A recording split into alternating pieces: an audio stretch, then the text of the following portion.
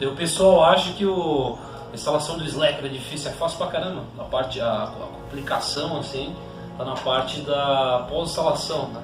É onde o usuário vai precisar ler, fazer leitura e tal.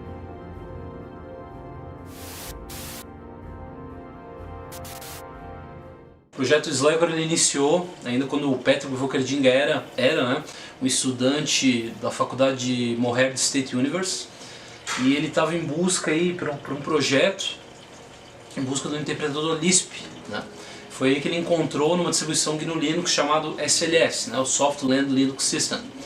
Ele começou, né, passou a utilizar esse sistema aí no seu uso diário, para entender um pouco mais sobre o sistema, sobre esse mundo aí, né, que era desconhecido até o momento. Foi aí que ele encontrou vários bugs aí nessa distribuição, na SLS, e começou a corrigir, né? Então em pouco tempo ele fez mais coisas que o projeto tinha feito, né? Mais correções que o projeto, o SLS, tinha feito. Então ele pegou, né, todos esses patches que ele tinha feito nessas correções e enviou para o projeto, o SLS. Eles acabaram que não implementando essas correções. Foi aí que eu acho que foi uma revolta, né? Um pouco de revolta, e ele acabou tomando decisão de disponibilizar esse projeto, que vinha se chamar Slacker, né? Então dia 17 de julho de 1993, por volta da meia-noite 16, ele disponibilizou o projeto Slacker lá, a primeira versão lá no FTP. Então o SLS era uma distribuição de primeira geração. O Slacker também a gente pode falar que é de segunda geração, né? Não é da primeira remessa, né? Porque já foi baseado naquele momento. Mas é a distribuição com bastante nome, né? Por ser também a distribuição mais antiga ainda em desenvolvimento, né? Até os dias atuais aí.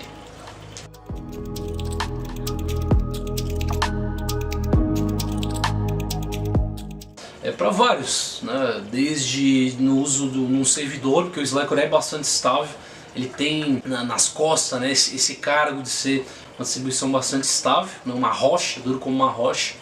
Pode ser também utilizado num desktop, né, comum para uso diário, tanto que eu e várias outras pessoas no mundo afora aí utilizam a distribuição Slacker como né, o seu sistema operacional primário, assim.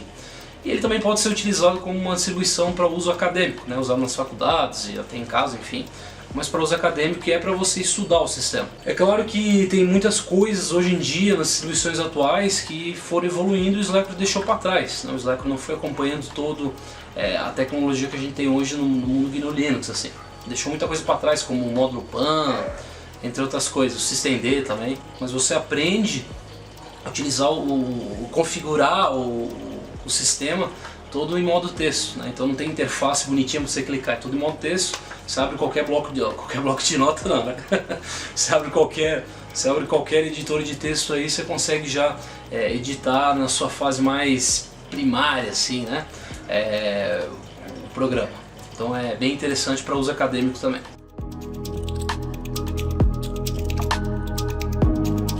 O Slacker tem uma filosofia que se chama KISS, né? Que é Keep It Simple Stupid. Essa filosofia ela foi criada lá na Marinha dos Estados Unidos em 1960. E ela prega, né? Ela visa manter as coisas o mais simples possível, né? Descartando que você não tem necessidade ali. Então o Slacker ele segue esse mesmo padrão, né? Essa mesma filosofia aí. Tanto que você pode ver um instalador do Slacker, ele usa um Dialog lá, que é uma caixa, né? Uma caixa que parece dos anos 80, 90 ali, uma caixa bem antiga, desde os primórdios ele usa o mesmo instalador. E só que é simples, né? Você em poucos não é cliques não, em poucas tecladas ali, você já vai conseguir instalar o Slacker muito facilmente. Então ele prega pela filosofia que é manter o mais simples possível.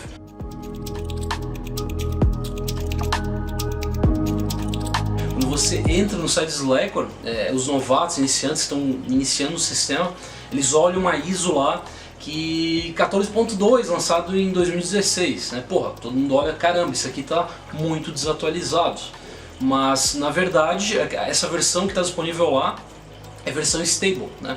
Então o Slacker ele trabalha com dois princípios aí, duas categorias aí, pacotes, né, como posso dizer assim, que é um é a versão estável, que é onde você pode usar aí um servidor ou até para uso comum também, só que uma versão mais antiga, ele recebe só atualizações de segurança para o sistema, né? Somente isso, patches de segurança. Enquanto a gente tem outra versão chamada Current, né, o corrente, que está todo dia sendo atualizado, todo santo dia tem atualização para o Slackware na versão Current. Essa versão ela não é tão estável assim, tá? Pode quebrar porque é uma versão de desenvolvimento, como o próprio nome já diz, corrente. Então tem atualizações quase todo dia lá, tá? Infelizmente não tem essa versão para download no site oficial, mas podemos achar aí no site do Alimbob, aí, que posso dizer que é um braço direito do Patrick. Ele tem no site dele uma versão corrente que você pode lá baixar e usufruir da versão mais atual, né? Em desenvolvimento ali. Por exemplo, a versão 14.2 é stable, que é o que a gente baixa do site oficial, está indo com o KD4 lá, né? Enquanto a corrente já está com o KD5 Plasma, entendeu? Então tem muita atualização lá bem bacana, você pode dar uma olhada aí. Se você baixou a versão stable, né, a versão estável, você pode ir lá no Mirrors, né, que está presente /etc, /slack pkg /mirrors, você pode ir lá e mudar o espelho e botar para o corrente também, tá? Então você pode fazer um upgrade do sistema aí, passando para a versão corrente, tá? Mas eu não indico tanto essa versão se você precisa de um ambiente totalmente estável, tá? Essa versão, como eu falei, ela é estável, mas não tanto assim, né, como a versão stable, tá? Então não, o Slack não está desatualizado e ele está sendo atualizado diariamente. O Patrick está fazendo um trabalho excelente aí durante anos, né, anos e anos.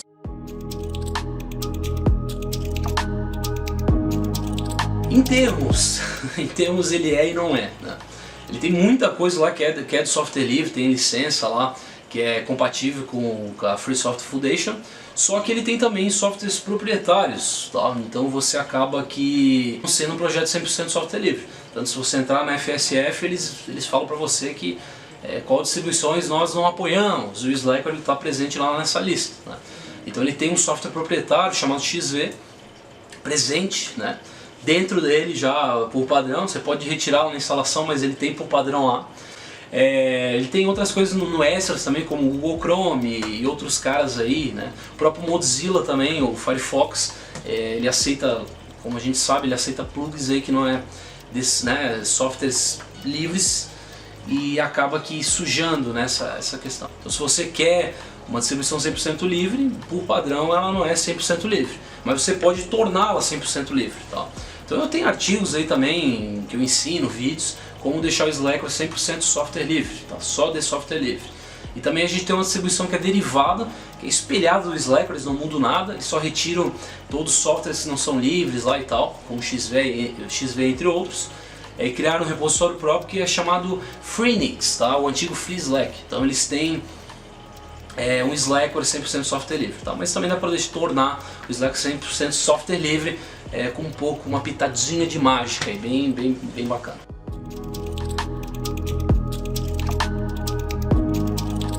Sim, o Slackware tem poucos pacotes por padrão, né? Tanto que se a gente abrir aí a ISO do Slackware, a gente vai encontrar todo o repositório do Slackware, sendo de 1000 e tantos pacotes, que está presente na própria ISO do Slackware, tá? Então são poucos pacotes mesmo, só que quando você faz uma instalação full do Slackware vai te atender muito bem, tá? Fica complicado quando você quer instalar outras coisas, né? É aí que entra o projeto Slack Builds, que a comunidade foi lá e criou esse projeto, né, Slack Builds, que são receitas, tá? Como se fossem receitas aí de comida, que são receitas no script em shell, são receitas que você vai lá e vai compilar o software, ou fazer copy e tal, né? Então eles não hospedam fonte do programa, eles hospedam só esses scripts com informações lá que você vai precisar. O Slack Builds, cara, nesse tempo que eu uso Slackware aí, desde 2008, me atendeu muito bem, assim, né? Nunca tive problema, não encontrei software lá, o X ou Y, eu sempre encontrei softwares lá pelo Slack Builds, ele é muito completo, tá? Então é direto do fonte, você vai ter que compilar para usar o Slack Builds, nessa receita aí. Você pode contribuir, já deixa essa informação, você pode contribuir se você sabe programar um pouco Shell, você pode contribuir para o projeto Slack Builds, né? Criando suas receitas para o projeto lá, e vai ajudar bastante gente. O maior software lá que eu tenho lá, até o presente momento, é a DocWiki, né? Que é uma Wikipedia criada em PHP, e eu mantenho esse script lá, essa receita para utilizar aí a DocWiki. Então você não vai ficar preso só a isso, né? Temos também o site do Slack Only, por exemplo, que ele já fornece para você os pacotes já feitos, prontos, pré-compilados. Você só vai lá e dá um install PKG e instala esse pacote, tá? Então tem o Slack Only. Então, cara, software não vai faltar para o Slackware, né? Tem muita coisa aí que você pode usufruir, tá? Então Slack Build, Slack Only são os que eu mais recomendo para os Slackwares aí, né? Usuários de Slackware.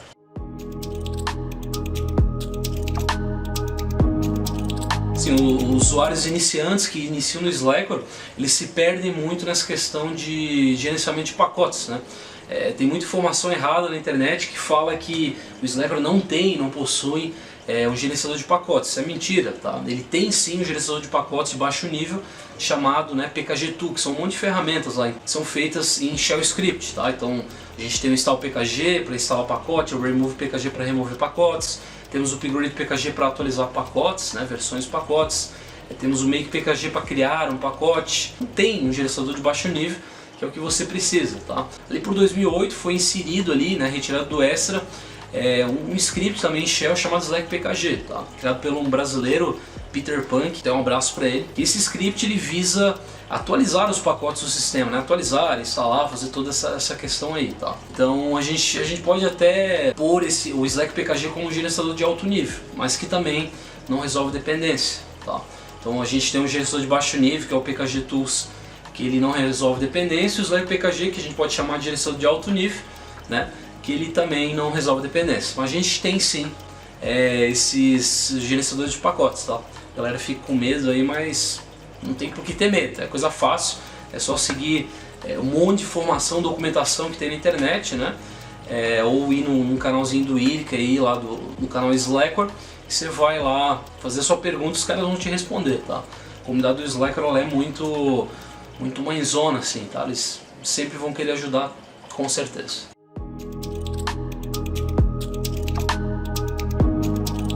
O usuário que é mais iniciante, vem de uma distribuição que é mais voltada para esse uso, como por exemplo o Linux Mint, eles te dão a interface e falam, utiliza essa interface que a distribuição é para isso, né?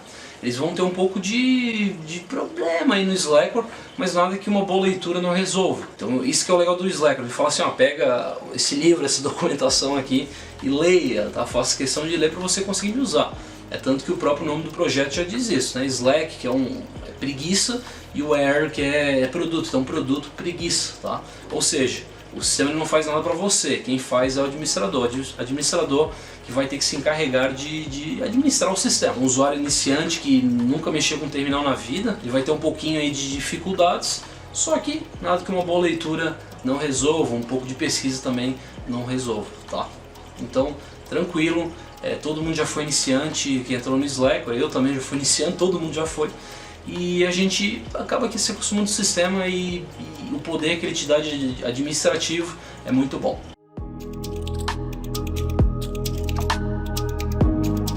Então, para quem não sabe, ele já teve 2 problemas aí de saúde, né? O projeto deu uma pausa nesse tempo, só que depois continuou normalmente, tá? Então, quando acontecer um problema desse, vai acontecer que o projeto vai continuar, porque a gente tem uma comunidade muito forte, uma comunidade muito unida.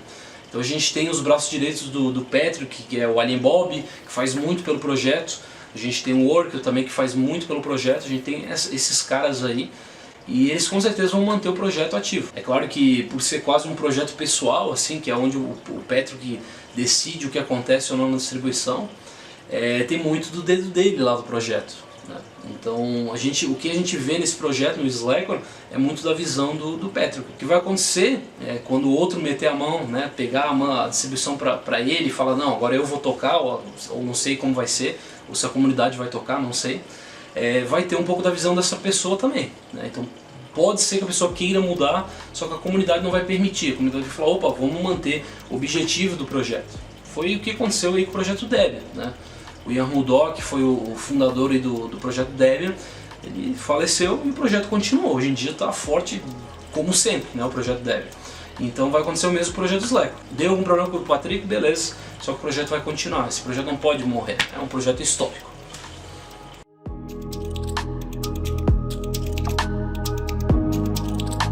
Quem entra lá no site do projeto Slacker, que é o slacker.com, os usuários que são habituados com esse design dos anos 2000, aí, 2000 e tanto, eles olham e falam, caramba, por que é tão antigo, né? Eles usam aqueles frames ainda no site lá. Mas o objetivo do site, com a própria filosofia do projeto, né, que é a KISS, filosofia KISS, que é manter o mais simples possível, eles manteve, tá servindo, tá funcionando, tá tranquilo. Muitos usuários mais antigos usam o Lynx, por exemplo, ou Lynx, um browser pelo terminal, e eles acabam aqui navegando por lá. Então quando você entra no site do Slacker, você pode dar uma testada aí, né, usar o Lynx e a URL, que é o www.slacker.com, você vai ver que a navegação é perfeita lá dentro do Lynx, tá? Então você pode fazer tudo por lá e muito mais rapidamente que no clique ali no browser, como o Google Chrome, o Firefox, um Icecat, enfim, tá? Então é muito mais simples e fácil por esse navegador em modo texto. Então antigamente a gente tinha que fazer um rebuliço, né? Tinha o Slack PKG lá no Extras, mas não era todo mundo que utilizava, então o que a gente fazia? A gente ia lá no changelog do Slacker, né, observava o que foi atualizado, lá o que precisava ser atualizado, a gente ia num mirror qualquer, aí, um OSS, SL, algo do tipo, e baixava. Então a gente abria dois terminal e comparava e ia baixando, né? Comparava a versão do sistema, tem que atualizar, a gente ia lá, dava um D lá no Lynx, baixava para um diretório, né? Então todos os pacotes ficavam presentes num diretório lá, quando a gente fez o download, né, desses pacotes. Depois a gente dava lá um upgrade PKG asterisco, ponto T, sinal de interrogação, que significa qualquer caractere, é Z, né? Ou simplesmente TGZ ou TLZ, enfim, e dava um enter e os pacotes eram tudo atualizados, né? Então era simples assim.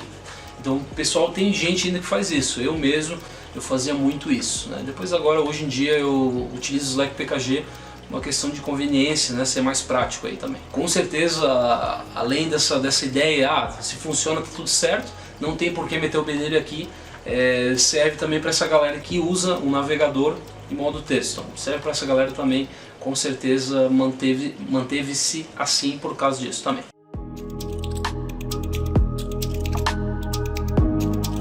É um fato que poucas pessoas sabem, é que o Slacker ele teve a honra de ter o primeiro gerenciador de pacotes no mundo Linux, assim, né? Foi ele que lançou em 1994, 93, 94, tá? Então ele veio antes do PKG, ele veio antes do RPM, ele veio antes dessa galera toda. Ele foi o primeiro gerenciador de pacotes que teve na história do Linux, tá? Então foi muito em cima, né? Antigamente no Unix aí, ou até nas primeiras gerações das distribuições Linux, era tudo feito compilação, tudo na mão, tudo na unha, né? Você tinha que ir lá ler o README, o que todo Slack user faz, e pessoas que compilam aí, ler o README, ver qual é o passo a passo, a receita lá que tem que seguir, depois ia botando o terminal em prática, né? Claro que tinha que fazer alguns ajustes e tal para rodar, mas fazer toda essa configuração, né, manualmente para fazer uma compilação. E aí o gerenciador de pacotes veio para isso, né? O Patrick teve essa visão de, vamos montar tudo pós-compilado, ou, enfim, quando é um script ou algo assim, vamos juntar tudo num lugar, vamos empacotar, né, que o pacote do Slacker ele é um tarzinho lá com compressão, né, XZ ou GZ, que é Gunzip, e vamos empacotar esse cara, né, vamos empacotar tudo que precisa num lugar só. Aí depois a gente faz o que? Depois a gente pega e extrai na raiz do usuário, depois remove. Então esse gerenciador de pacotes do Slacker ele é um script em shell, são scripts em shell. Então bem tranquilo, bem fácil aí de ser utilizado, a pessoa aí pode ajudar a resolver bugs aí nesses scripts. Bem bacana, isso que é o mais legal.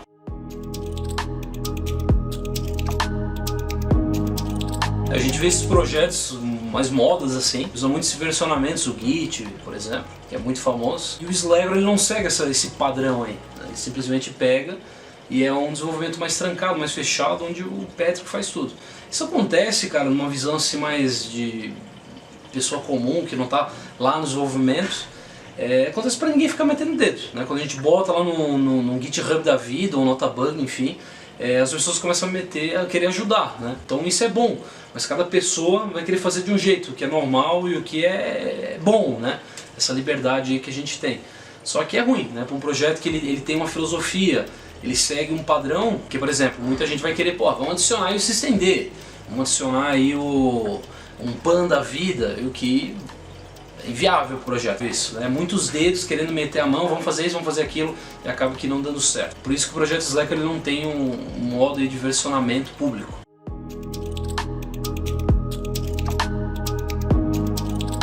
tem um fato bem histórico, que é onde o Slack ele pulou de uma versão da 4.0 para 7.0. Então nos anos 90 o Slack era um projeto muito utilizado, era utilizado pela maioria das pessoas. Só que o versionamento dele dava a parecer que era um projeto desatualizado, né? Porque enquanto as outras versões estavam na versão 5, versão 6, o Slack estava na versão 4, por exemplo. Aí o Patrick, o Patrick, né? Ele fez uma jogada de marketing. O que ele fez? Porra, vamos pular da versão 4 para a versão 7 pra gente mostrar pra galera que a gente está atualizado como essas outras distribuições, né? Então foi uma jogada de marketing, né?